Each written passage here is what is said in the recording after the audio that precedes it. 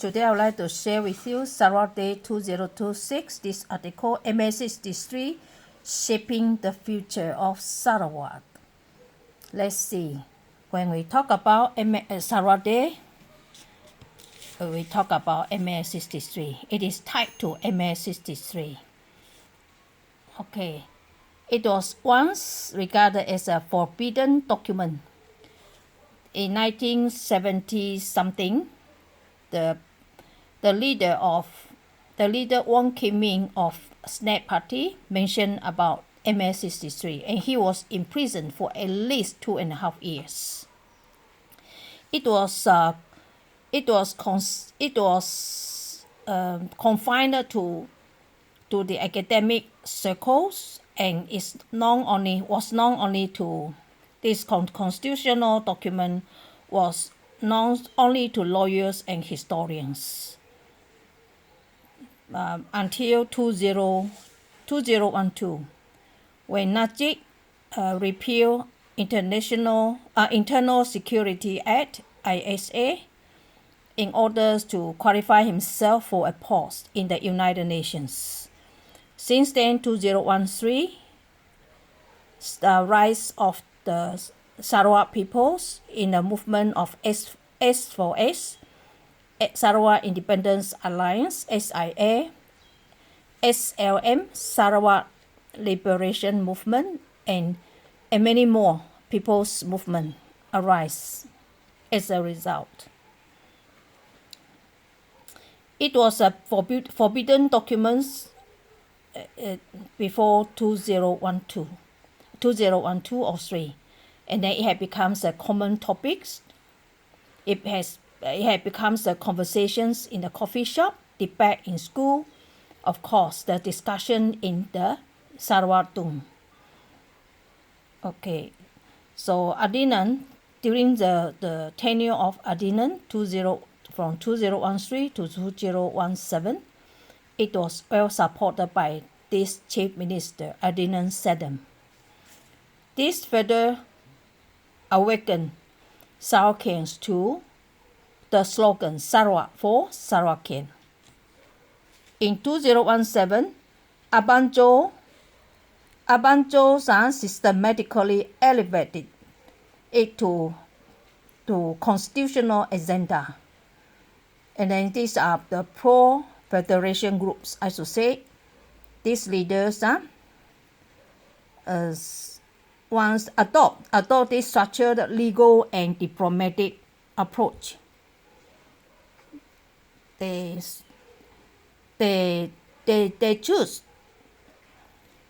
chose negotiations through formal mechanism, technical committees, and the Malaysia Agreement 1963 implementation action court, chaired by Prime Minister.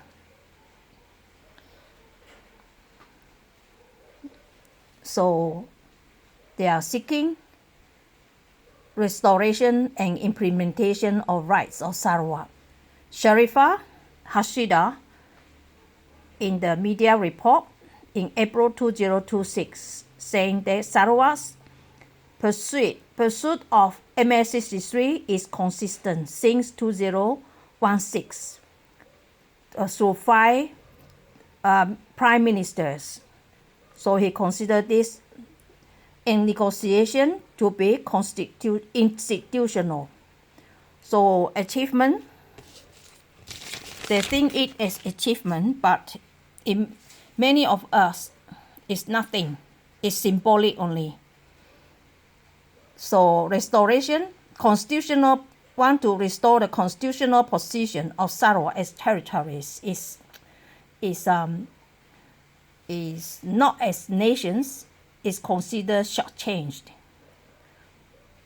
So Article 1 Bracket 2 of the Federal Constitution redefines the relationship of these 3 entities. The states of Malaya, the 11 states of Malaya, to be distinguished from the Borneo states and the federal territories. I wonder why Sarawak and Sabah is not are not addressed as nations, and it was in the ceremony in 1963 when Sarawak and Sabah were addressed as nations, forming the Federation of Malaysia.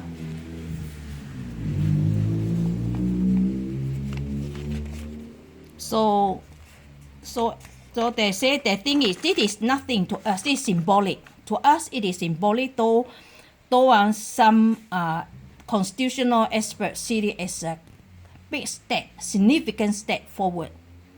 So another breakthrough is the recognition of Sarawak's Public Works Department, JKR, Department of Irrigation and Departments of Irrigation and Drainage, and Rural Water Supplies Department as technical departments, meaning that they are the Sarawaks have greater authority in implementing federal funded infrastructure projects under with the figure under 50 million.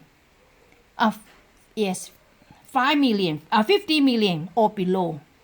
On this we are allowed. That means Sarawak and Sabah Sarawak is allowed to implement the federal funded project under 50 million. If Sarawak is an independent country, a sovereign nation, we don't have to face this restriction, all right, imposed on us, right? So return of Bintulu, we have to pay 1.8 billion, that is 1,800 millions, to get back to secure the return of Bintulu port. Bear in mind that. So Sarawak, another the thing is a breakthrough. Yes, this one has some authority. We should say that Sarawak has the authority for gas distribution, and as to be allowed to expand significantly, legislatively, through legislative amendments and commercial arrangement. It's no longer colonial deals, all right? As I say, so that is physical representation, meaning that Sarawak and Sabah have the permanent representatives to have in the federal taxation matters in internal revenue board with the amendment of the Act, Inland Revenue Board Act. The thing is a breakthrough.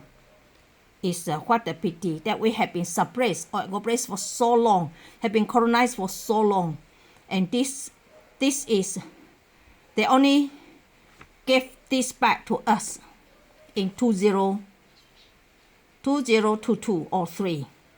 What a shame. So minister in Prime Minister Department, Mustafa Samuk, cited in Borneo Post, February 25th, 2026, saying that 87% of the federal public service positions, that means federal posts, now are held by Sarawakians through the process of Borneoization process.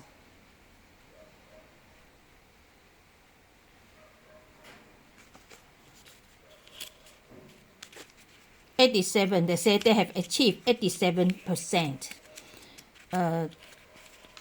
How true is the claim? Is yet to be checked.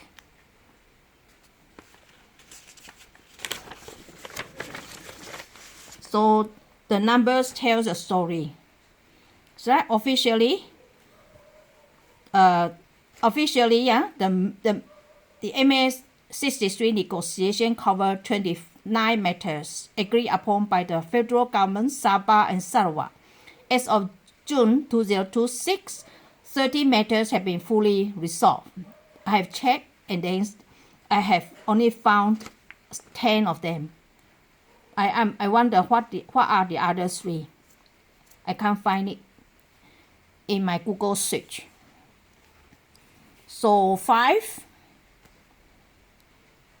five are partially resolved, while 11 still remain under negotiation. Okay, and then Mustafa also cited on June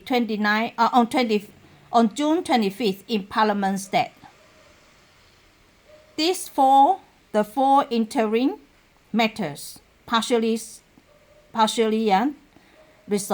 resolutions involve the expansion of Sarawak public service positions under Article 112 of the Federal Constitution, alongside issues surrounding health, education, and the modernization of the federal service in Sabah and Sarawak. So 11 outstanding matters are closely monitored by the Sabah and Sarawak Affairs Division acting as Secretariat, alongside all stakeholders at both the federal and state government levels. What remains unresolved? Anything that involves money is hard to be resolved as far as I see. So there are important issues remain unfinished. So chief among them is the special grant under Article 112D of the Federal Constitutions. Sarawak has long maintained that the present formula no longer reflects present-day realities and seek a revised mechanism that most accurately represents federal revenue derived from the state, from Sarawak. So as reported by the Borneo Post on March 15, 2026, discussion on Article 112D formula remains ongoing at committee level. There is no time frame set for it to be realized. It's impossible to be done within these 30 years, as long as GPS remain in power. So I still strongly believe that seeking for Sarawak independence is perhaps the shortest route to all these rights of Sarawak. So seeking increased parliamentary representation for Sarawak and Sabah still remain 25% to 35% only. It's supposed to be 66% to be considered as equal partners in the Federation of Malaysia. But we only asked for, but this GPS government only asked for 35%, but we were not granted. After Singapore left Malaysia in 1965, 15 parliamentary seats were taken by Malaya, acting like pirates.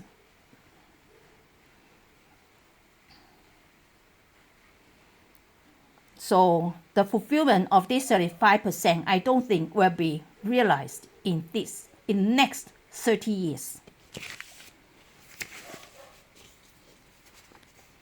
So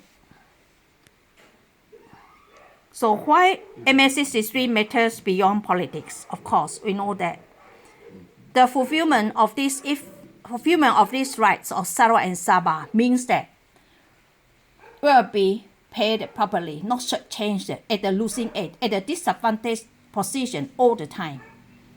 This is terrible. We need money to develop Sarawak and Sabah fully. Alright? So it is seen. So MA63 is seen as not a destination but a continuing process, asking for this right back. There is no time frame set for this for the right to be restored. So we may need 50 years or may not happen when Sarawak independence movement start their move. So they still believe in in this established mechanism to through negotiations to get back the rights. All right, this Sharifah Hashida repeatedly said that in the media report in mid-May 2026, no fixed timeline can realistically be set for resolving the remaining issues because many involve complex legal interpretations and multiple stakeholders when the rights of Sarawak were taken by Malaya. It took place in a twinkling of eyes, right? So fast and so accurately taken. But when it comes to return the stolen goods and rights, it has become so complex and so difficult. Why? So we need stronger leaders to replace the GPS leaders in this federal matter.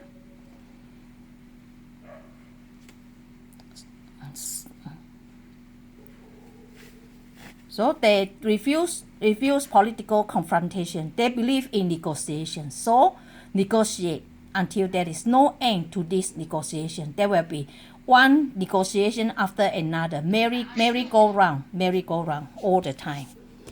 So we'll see that Sarawak, they favor technical negotiation backed by legal arguments, historical documents, and institutional engagement. There is no end to this. So 60 years later, yes, MA63 has become a living framework to this leader, shaping the state's future.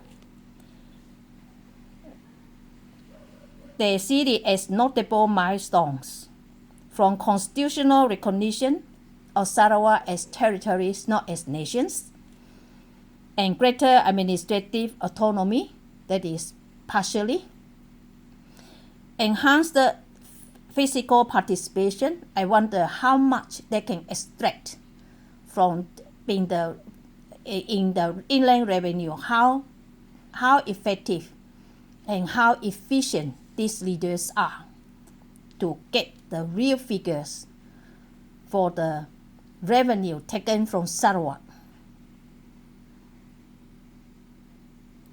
Yeah, so to us, pro-independence group, we see that seeking Sarawak independence is the shortest route to all these rights restored. Like we can enjoy the sovereign rights like Brunei and Singapore, not to mention other countries, and how prosperous we see. They can meaning that they can have full control of their own resources and revenues collected from own people, not taken away by the federal government. Centralized federal government have been shortchanged and at disadvantaged position since 1963, the formation of the Malaysia Day. Thank you.